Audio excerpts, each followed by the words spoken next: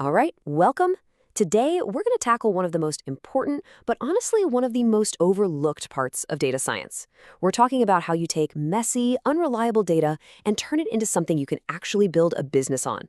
This is the secret sauce, the thing that turns a pile of numbers into a real, actionable strategy. Every single business out there, they've got a dream for their data. They have this vision, right? A list of goals they're desperately trying to hit to make smarter, faster, and let's be honest, more profitable decisions. And those goals look a lot like this: being able to predict future sales with spooky accuracy, running promotions that people actually respond to, and, of course, the big one, getting a massive return on investment. I mean, that's the dream, right? But here's the thing. There's this silent saboteur hiding in the system.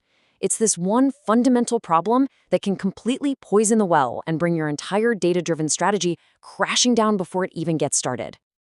Okay, so let's set the stage for how this all plays out. Picture a growing company that's been running on a chaotic mess of spreadsheets. We all know it, we've all seen it. It's what we lovingly call Excel spaghetti. They finally realize this just isn't going to cut it anymore, so they decide to take that first big, crucial step. So what do? They dive into that mess, they reverse engineer it, map out how everything should connect, and they build a proper, clean, organized database. They get all the data loaded in, and they even build a first-pass predictive model. And on the surface, this looks amazing. It looks like they've won.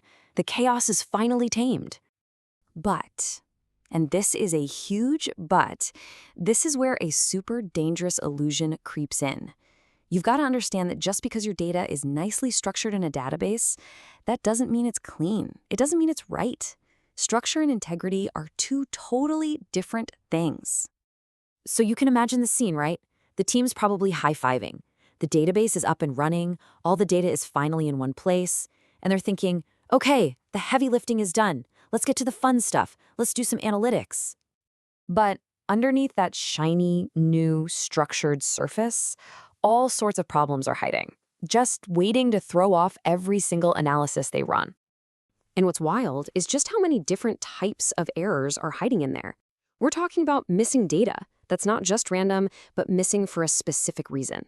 Duplicate sales records, products that point to categories that don't even exist anymore, category names that change slightly over time, timestamps from different time zones all mixed together.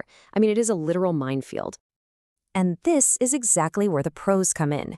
You see, the answer isn't to just start randomly poking at the data and fixing things.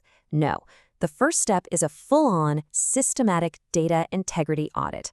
It's a methodical process for finding and, just as importantly, quantifying the mess. This whole process has a name. It's called profiling. And really, you can think of it like giving your data a full medical checkup. The goal is to get a complete picture of its health, to map out every single issue before you even think about making a single change. And this is where you see just how structured the investigation is. First, you literally visualize where all the holes in your data are. Then you hunt for weird stuff, like numbers that are accidentally stored as text, or, product prices that are somehow negative. And finally, you check the plumbing, making sure every sale actually connects to a real product and a real store. It's detective work. Okay, so we've got our diagnosis. Now it's time for surgery. Once you have that map of all the problems, you can start repairing the data.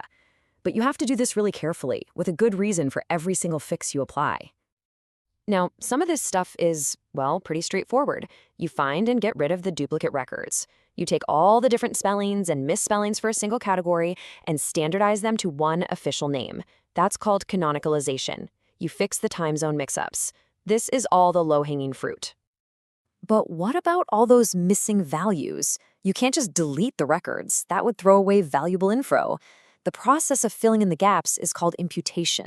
And here you have a choice. You could do something simple, like just plugging in the average value. It's fast, but it can really warp your data. Or you can use a smarter method, one that looks at similar items to make an educated guess. It's way more accurate because it understands context, but it's slower, and you have to be super careful with it. All right, this brings us to the final, and I would argue the most critical phase of the whole process: validation.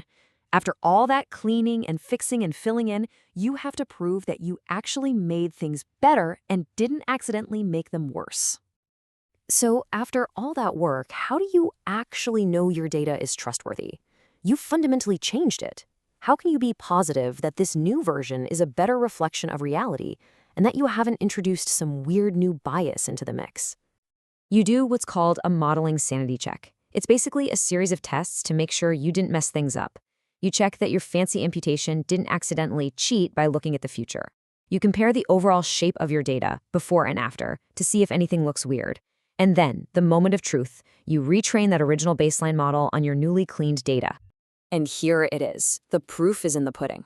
The model's mean absolute error, or MAE, which is just a fancy way of saying how far off are our predictions on average, it went down.